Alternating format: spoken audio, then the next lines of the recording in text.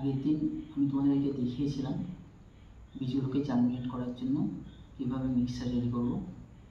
তো আজকে আমি দেখাবো সেই মিক্সারটাকে জার্মিনেশন ট্রেতে কীভাবে ব্যবহার করব এবং বীজগুলোকে তাতে কীভাবে লাগাবো।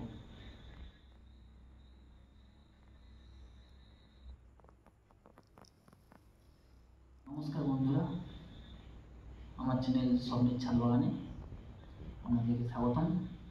আমার ভিডিও ভালো লাগলে লাইক, কমেন্ট, শেয়ার করে পাশে থাকবেন। জার্মিনেশন ট্রেতে মিক্সারটা দেওয়ার আগে আমি কিছু জিনিস রেডি করে নিয়েছি যাতে ওটা আমার সুবিধা হয়। তো আমি প্রায় 20 রকমের মতো বীজ লাগাবো এবার আমার সিলভার শীতে আমার ছাদ বাগানের জন্য। তো আমি কী করেছি একটু দেখিয়ে দিই তোমাদেরকে।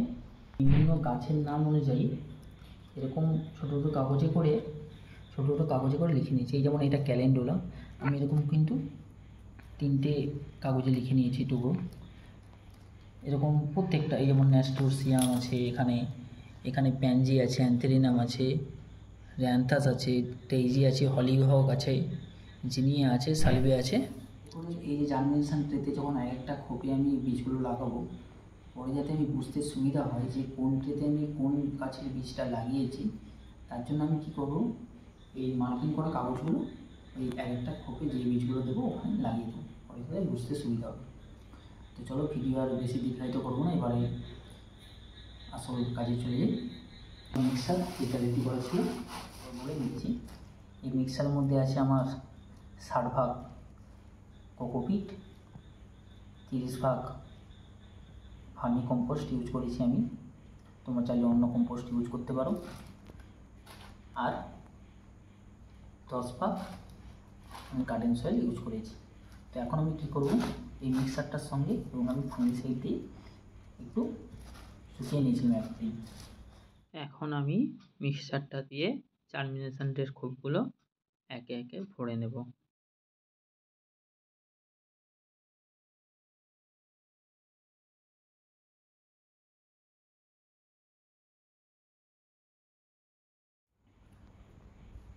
তো এবার আমি কী করব, এবার আমি একটা বীজ নিয়ে, আমার এই যে মার্কিং করা আছে, একটা বীজ নিয়ে আমি একটা খোপে, খুব বড় জোর হলে আমি একটা খোপে 2 থেকে 3টে করে আমি লাগাবো। যেমন প্রথমে আমি নিয়েছি ক্যালেন্ডুলা।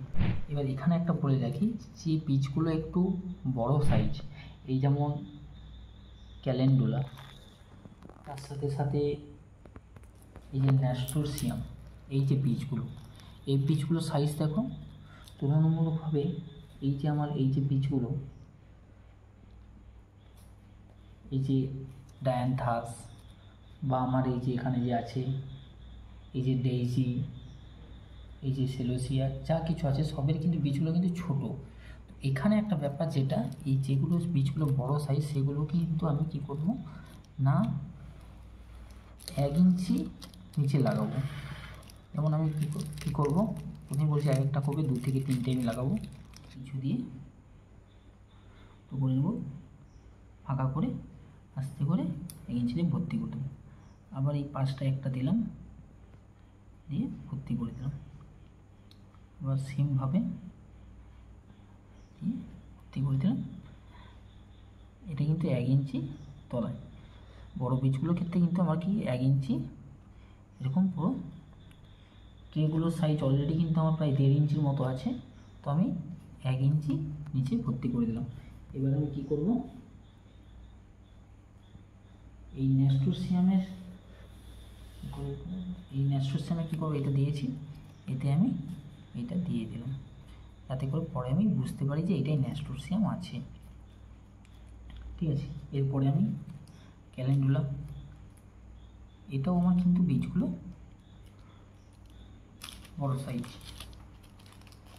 এগুলো আমি একসঙ্গে 2-3টে নেব। সেমভাবে 1 ইঞ্চি নিচে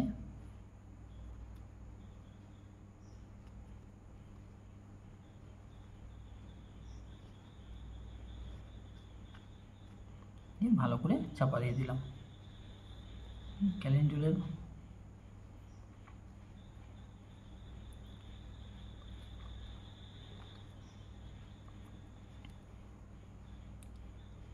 আমি এই যে এক একটা ট্রেতে প্রায় দুটো কোনোটাই তিনটে করে দিচ্ছি, এর কারণ আমি যদি এখানে 6-7টা করে বীজ দিই বা 8-9টা করে বীজ তৈরি করি, আমার যদি 50 থেকে 60% জার্মিনেট হয়, তাহলেও কিন্তু আমার 9টা বীজ হলে আমার প্রায় 4-5টা তৈরি হয়ে যাচ্ছে।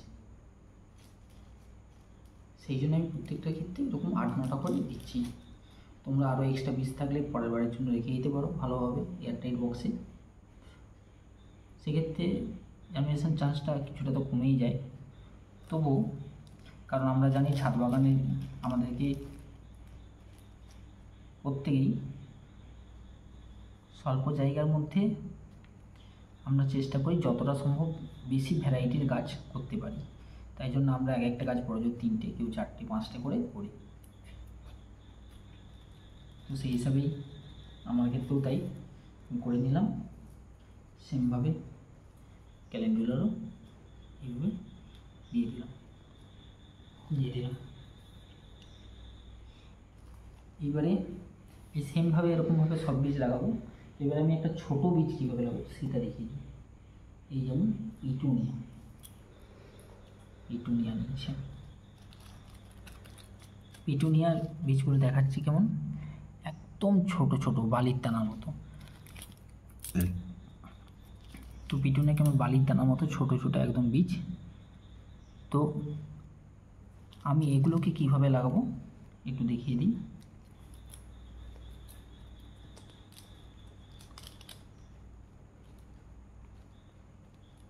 দেখতেই পাচ্ছ বন্ধুরা, খুবই ছোট ছোট বীজ এবং পিটুনিয়া খুব সুন্দর ফুল। মালসা জাতীয় টবে এত সুন্দর ফুল হয় তুলনার বাইরে।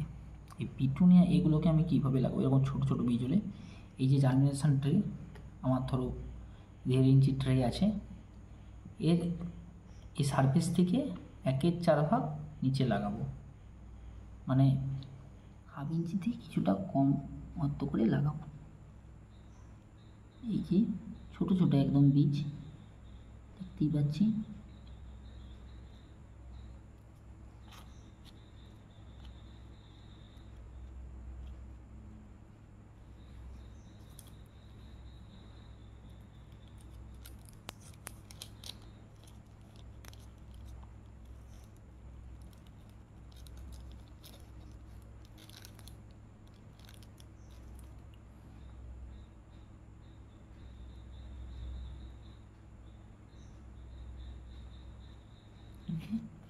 লাগিয়ে দিলাম।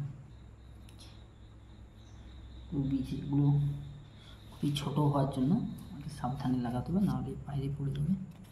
এইভাবে সেমভাবে পিটুনিয়ার ট্যাগ লাগিয়ে দিলাম। তো তারপরে আমার এটা এই যেমন একটা পপি ক্যালিফোর্নিয়া, এটাও কিন্তু ছোটো বীজ, কারণ বীজের আকার দেখে আমাকে বুঝে নিতে হবে কোনটা ছোট আর বড়। বড় হলে আমি যেমনটা বললাম 1 ইঞ্চি নিচে, আর ছোটোটা হলে 1/4 ভাগ নিচে লাগাবো। ঠিক আছে, তো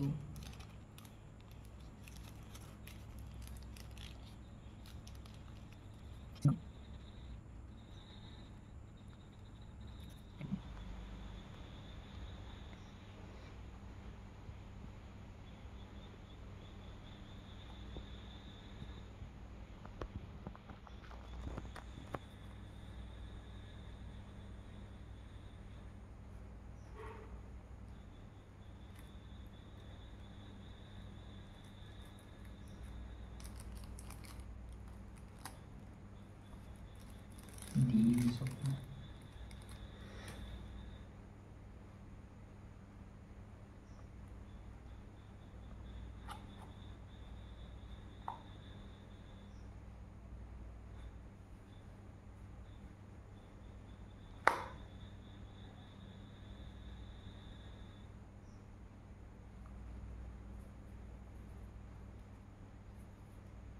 দিলাম এটা। এবার দেখো কত সুন্দরভাবে আমি লাগিয়ে নিয়েছি এবং প্রত্যেকটাতে কাগজ দিয়ে মার্কিং করে নিয়েছি, যাতে পরে আমার বুঝতে সুবিধা হয়। ঠিক আছে, দেখো এই যে হয়ে গেছে। এবারে প্রত্যেকটা খাপিতে হালকা করে করে জল দিয়ে দেব। তোমরা চাইলে স্প্রে বোতল বা ঝাড়ির সাহায্যেও জল দিতে পারো, তবে হালকাভাবে দেবে, বেশি দেবে না।